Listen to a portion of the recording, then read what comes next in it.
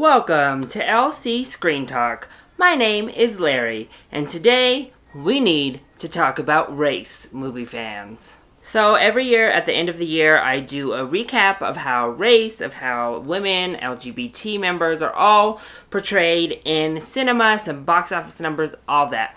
But today I want to do a much more in-depth, precise discussion about the race discussions happening in Hollywood right now. So a lot of questions have been swirling regarding why is Oscar so white such a thing, and then people have been really coming out against whitewashing, and then we had good old Tim Burton come out on somewhat of the defensive after his film Miss Peregrine was criticized for yet again having a lack of racial diversity. But let's just look at where that criticism comes from first. Samuel L. Jackson is the first actor or actress of color to have any sort of lead role in a Tim Burton film ever. Let that sink in. In all of his films, he's never had anyone of color up until 2016 in any sort of lead role. So I guess it's a step forward, but it's still a big problem for you, Mr. Burton. And the bigger problem? He was a shadowy villain. So Tim Burton went on to defend himself, saying, when the Brady Bunch came in and tried to add all these Asian characters, blah, blah, blah, it made me more mad than anything. And I didn't get mad when in blaxploitation movies in the 70s, there were no white people in sight. I enjoyed them for what they were. You don't cast thinking I need to hit all of these marks. You cast the best people for the vision you see.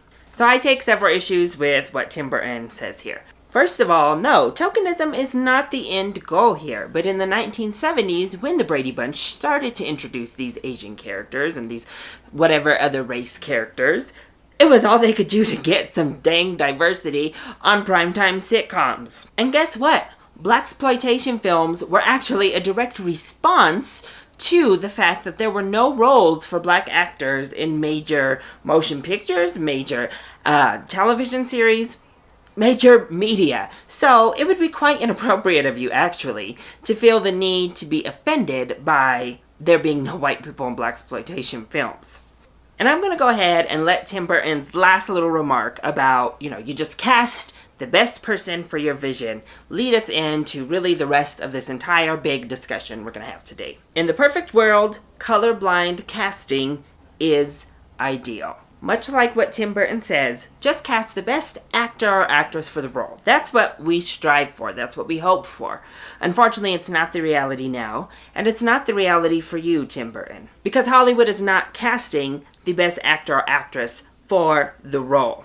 And guess what? That vision you speak of needs to be more diverse, Tim Burton, because your division through a white straight man's eyes is that the lead character in all of your stories should be a white straight man, or at the very least, a white person.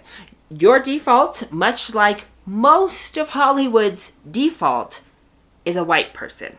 If they are handed a script that doesn't identify the race of any particular character, in those lead roles, most all directors default to this is a white man and this is a white woman. And that's the problem with thinking about colorblinding and, just hire the best person for the role. Because when these directors are getting their visions for the role, they're only looking for white actors and actresses. And Tim Burton is the perfect case of that. Yes, you have this gothy look and you have a darker aesthetic, but who says that Hispanics, Asians, Middle Eastern, Black, all of the other races cannot partake in this more gothic, dark world? No one says that. You say that as the director. And until Hollywood realizes that the default is a white person when no other physical traits are defined, then we're going to continue to have this problem. Colorblind casting cannot be the norm. And the whole excuse of just hire the right person for the role, or my vision said that this is what I wanted, does not work. Okay, so let's go ahead and go into whitewashing, because that actually flies right in the face of colorblind casting being the appropriate thing to do. Because sometimes, period, no matter what it is, colorblind casting is not the appropriate way to go. So people get mad when we change the race, the gender, the sexual orientation of any characters. However, recently in Hollywood, it's been the case of either taking historical figures and whitewashing them, or just straight cultural appropriation. So let's take a look. This movie, Stonewall, which was about, obviously, the Stonewall riots that were a huge part of LGBT rights, in particular transgender rights. That film was made, and that film was a true retelling of what actually happened.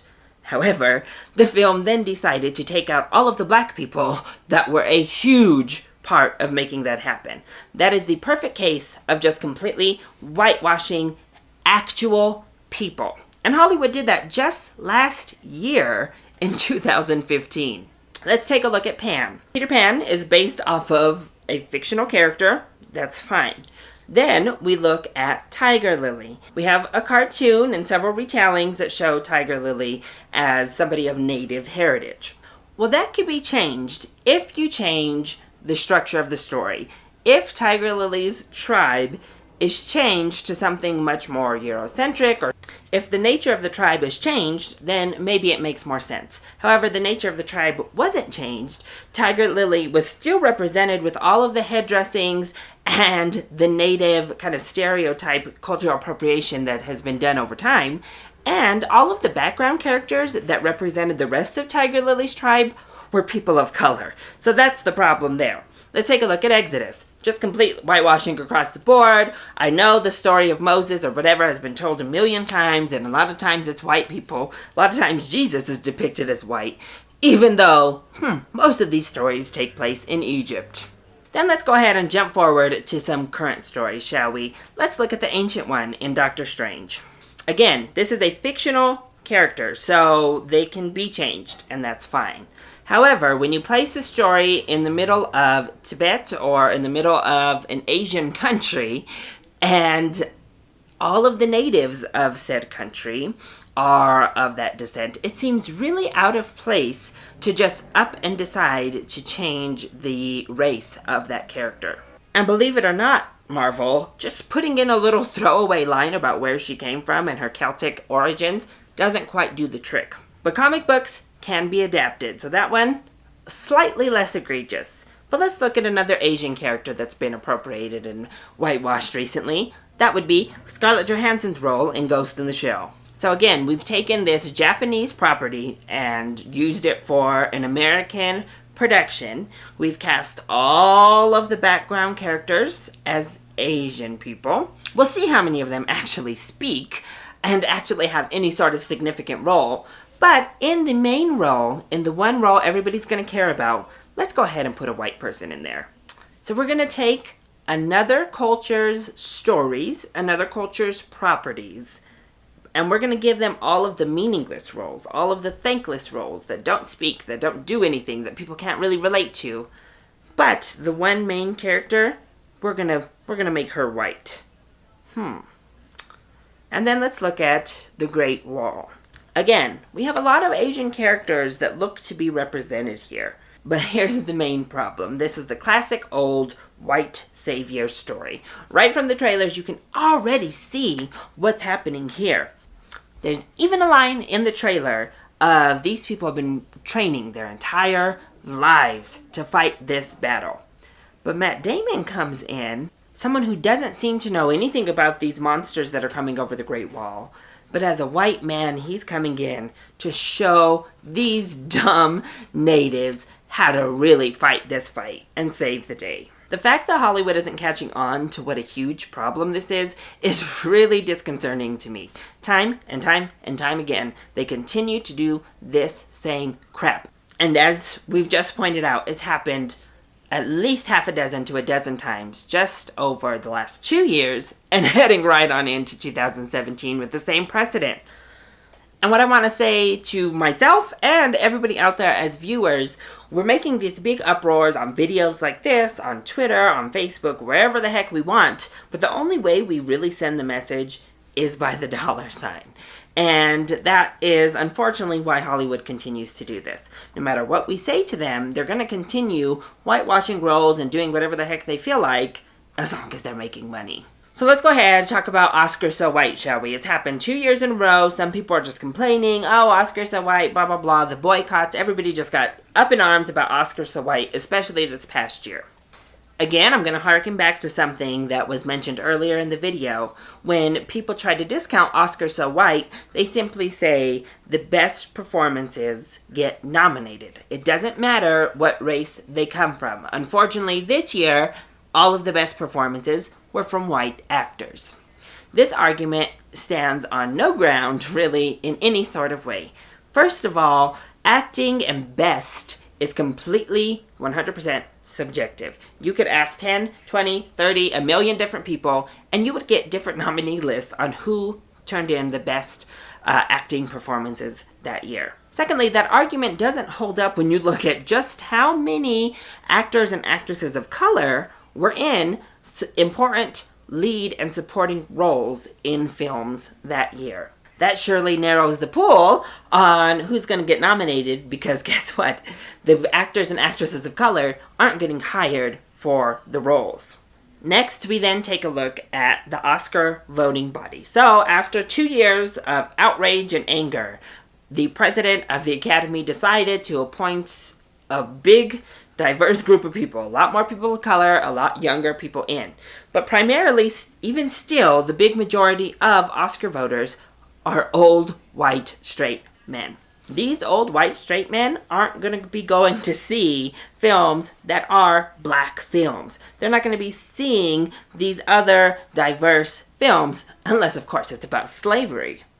So they're not seeing these movies.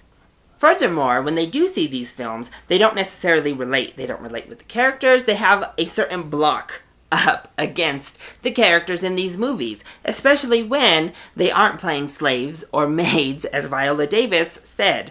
Not only a couple years ago when she was up for The Help and mentioned, hey, we're still getting nominated for maids, but again this past year as she won, thankfully, the Emmy for How to Get Away with Murder. They're not seeing them. And the hiring process goes back to the fact that even when we look past the directors, who again are heavily skewed to being white men, let's go ahead and look at the producers.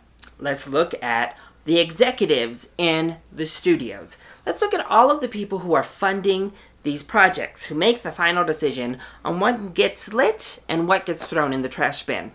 White, straight men. That is the fundamental problem, and again, the reason that, the best performances doesn't work, because the entire power of the Hollywood industry still very, very, very heavily relies in the decision-making of older, white, straight men. And you're not going to get a diverse cast of people in your film, a diverse cast of directors, a diverse cast of nominees when these are the only viewpoints you're getting. These are the people who make the decision on what we're going to see, by and large. Also, let's look past just black and white, because those seem to be the only two races that anybody ever cares about when we're talking about race in Hollywood. A total of 5 Hispanics have won for acting in all of the Oscars history. The last one came all the way back in 2001 with Benicio del Toro. A total of 3 Asian actors or actresses have won in the entire history of the Oscars. How about Native Americans? How about people of Middle Eastern descent? They don't win. They don't even get nominated. They don't even get hired. Unless, of course, you are trying to portray terrorists, then Middle Eastern people are the front of the line, right? So in conclusion, coming to a close at 2016, I'm just still very discouraged seeing these trends play out over and over and over again. I think this coming year is going to be a real test for the Oscars, because most of the best performances I've seen personally from actors have been from black actors and actresses. So if they're not getting nominated this year, then we have a real problem on our hands, especially after the Academy just shook things up a little bit. But just think before you just out and say something like, oh, it's just because they were the best performances. Oh, it's just because they're not good enough actors to get the job. As we've seen over the past few months just in our society in general, over this pretty nasty election campaign, racism is still very well and alive in our country. Whether you wanted to ignore it or not, or whether you still tried to pass it off as the alt-right, no, white supremacy is still alive here in the United States, and it is still alive in Hollywood. It's an institutionalized, trickle-down type of racism that we need to really be focusing on. And it does start with us putting the pressure on via social media, just through our voice, but it also happens through the dollar. So that's my discussion on race. We're going to be going over kind of a breakdown of what the roles did look like for different racial minorities throughout the year. We're going to go over box office and what that looked like for minority-led films. But I needed to talk about this. Tim Burton's words really got under my skin, as did Ridley Scott's words last year. But I just thought this was a topic that, again, us in this little, YouTube movie bubble often leave out, and it really does need to be discussed. So that's kind of just a short discussion on race. There's so much more we could dive into, so much that I could have went on and on and on about. But I want to hear what you all think about how race is depicted in Hollywood, what we could do to better get the message across. Are you somebody who doesn't believe it's a problem, and none of the things put forth here really opened your eyes or made you think differently? Then, convince me down below. Let me know your point of view. See if maybe we can help each other understand each other's point of view, because I honestly am not seeing the other side, and I just get frustrated when I hear, people just dismiss it. So let me know all of that. Let's continue this discussion. It needs to be had down in the comment section, or you can hit me up on Twitter. I love you all so much for your support. Mwah! Thank you for watching, and I'll see you next time. Bye!